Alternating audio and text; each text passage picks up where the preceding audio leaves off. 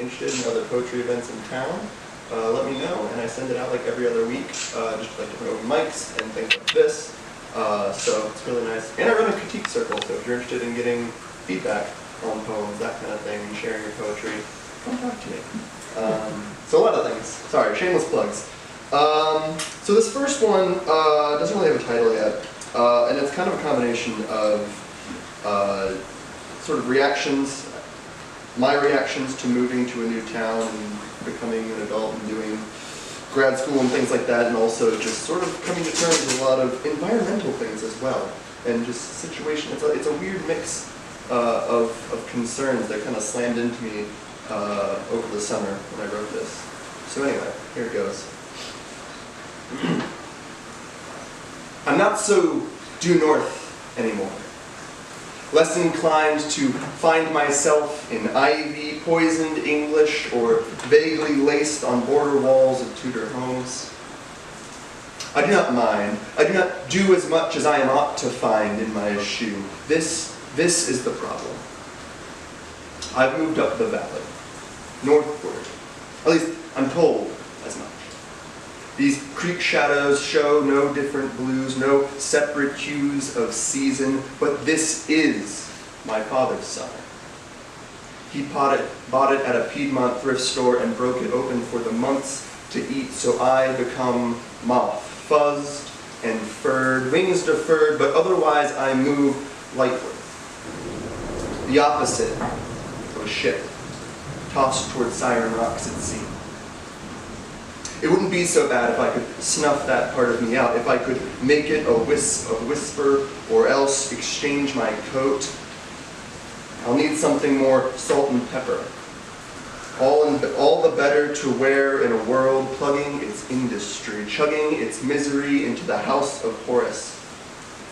With his one eye, what can he do but cry a while over the earth? We used to call that rain, but now I don't give myself like I give ghosts. I wordlessly wander and trip through weeks and years and people, and it's better that I walk. It's better that I talk and yes, and then study a little with less talk and little less, but because of this, I chalk it up to nothing because yes, I want to know why cats go missing on my street.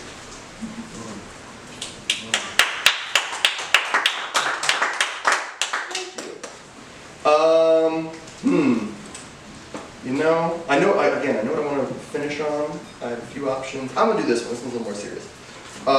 So being a neuroscientist, I have clinical things on my mind all the time. I study the eyes and degenerative eye diseases, so like glaucoma and something called aniridia.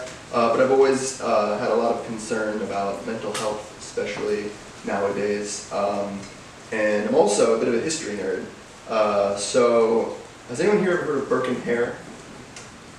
It's a pretty harrowing tale, but back in the day when doctors were still learning a lot about, the human body, and they had to, dissect cadavers, they would have criminals that would go out and basically rob graves. And there were a couple of guys named Burke and Hare in Edinburgh who decided that's too much work, and they were going to start whacking people off and delivering those instead. And they got away with it for a while until they killed a young man named Daft Jamie, who was a mentally challenged young man who was very popular in Edinburgh at that time. And I just was reading that story and I thought a lot about mental health and homelessness nowadays. And I wrote a piece about it called Daft Jamie. And again, well, there's a little epitaph here. Up the close and down the stair, but and ben we Burke and Hare. Burke's the butcher, Hare's the thief, Knox the boy that buys the beef. That was a children's rhyme in Edinburgh in the early 19th century. Knox was the doctor that they sold the bodies to. But this is, yeah. So this is sort of my a dedication to Daft Jamie. What a day. A day and date the boy cannot recite. Young with a gambling gait, that Daft Jamie, a man with a mother, a boy with a sister, sought the world in the upward, outward streets. quick with arithmetrics, a jester with broad speech. He made each a little lively in the pointing of his world. Half a better pence, and still he stood out. It's not like he asked for much. Not like he handled that pan and groped egregiously. He liked his snuff and little pocket things that clinked. And yes, he could sing, and yes, he could chance a step as any man who wants to jig can shanty out his mind, pour plenty from his eyes, and be smiling all the same. He knew the town by the soles of his feet. The moss in the streets spoke a braille to his toes, and so it goes, they found him out by the crook of his foot.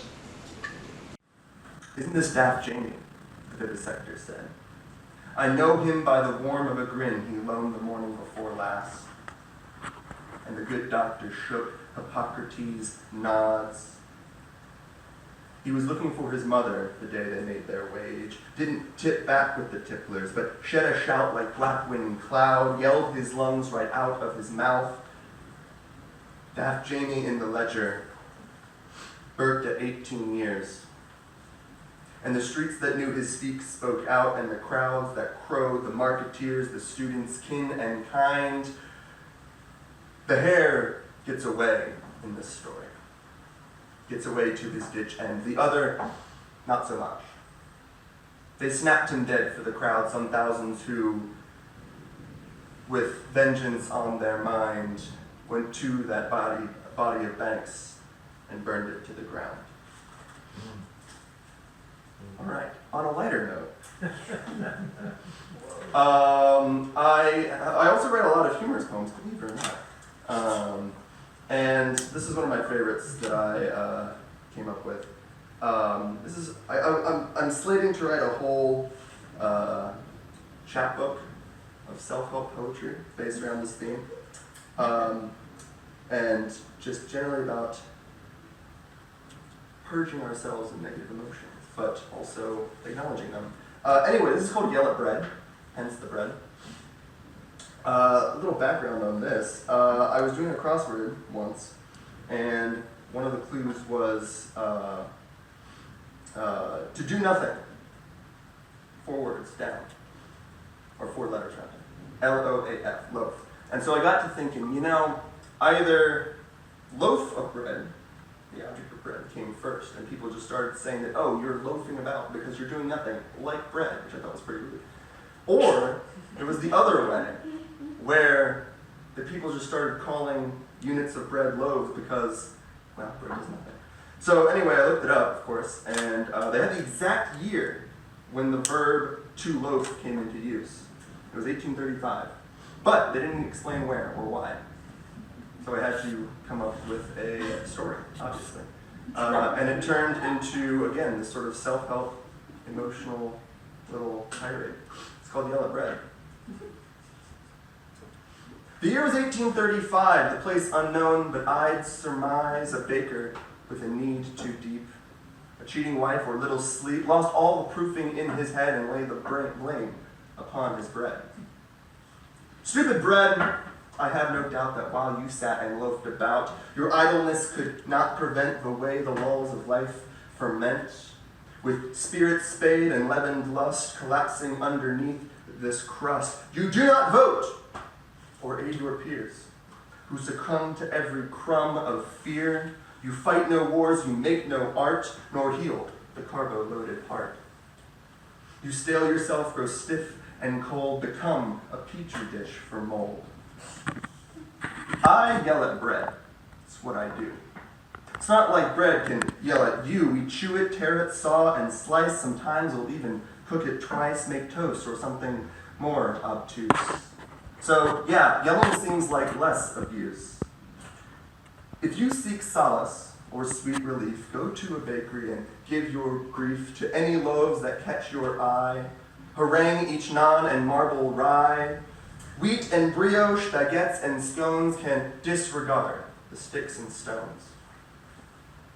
It's better bread should feel your wrath than hapless humans who cross your path. For though bread's made of doughy stuff, it lingers when the going's tough. Shout out your lungs at things you bake. And if you have no bread, then damn it, just use cake.